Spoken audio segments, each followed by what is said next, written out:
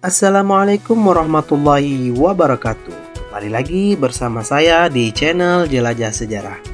Kali ini kita sedang berada di Museum Sriwijaya yang terletak di Provinsi Sumatera Selatan, tepatnya di Jalan Sayakirti, Karanganyar, Palembang. Museum ini merupakan salah satu tempat wisata edukasi yang menyimpan banyak informasi penting tentang sejarah Kerajaan Sriwijaya, salah satu kerajaan besar yang pernah berjaya di Nusantara. Jadi, di vlog kali ini kita tidak hanya jalan-jalan, tetapi juga belajar sejarah secara langsung. Kerajaan Sriwijaya mulai berkembang sekitar abad ke-7 Masehi, berkat letaknya yang sangat strategis di jalur perdagangan internasional.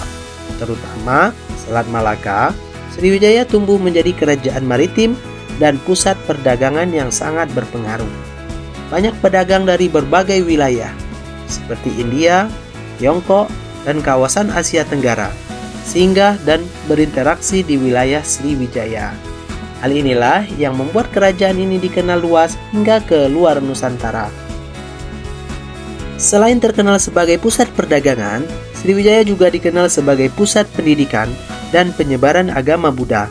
Salah satu bukti sejarahnya adalah catatan perjalanan dari Tiongkok bernama Aishing yang pernah menetap di Sriwijaya selama beberapa tahun. Ia belajar bahasa Sanskerta dan ajaran Buddha sebelum melanjutkan perjalanan ke India. Dari catatan tersebut, kita bisa mengetahui bahwa Sriwijaya memiliki peran penting dalam dunia pendidikan keagamaan pada masa itu. Di dalam Museum Sriwijaya, kita bisa melihat berbagai koleksi peninggalan sejarah yang berkaitan dengan kerajaan ini. Mulai dari replika prasasti-prasasti bersejarah, arsya Buddha, hingga berbagai artefak yang menggambarkan kehidupan masyarakat Sriwijaya. Prasasti-prasasti tersebut berisi informasi penting mengenai pemerintahan, pembangunan, dan kehidupan sosial pada masa Sriwijaya, sehingga menjadi sumber sejarah yang sangat berharga. Selain koleksi artefak, museum ini juga dilengkapi dengan panel informasi dan diorama yang disusun secara kronologis.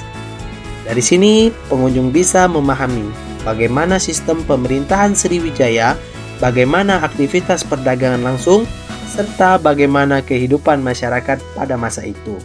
Penataan ruang yang rapi dan informatif membuat pengunjung lebih mudah mengikuti alur cerita sejarah Sriwijaya dari awal hingga masa kejayaannya.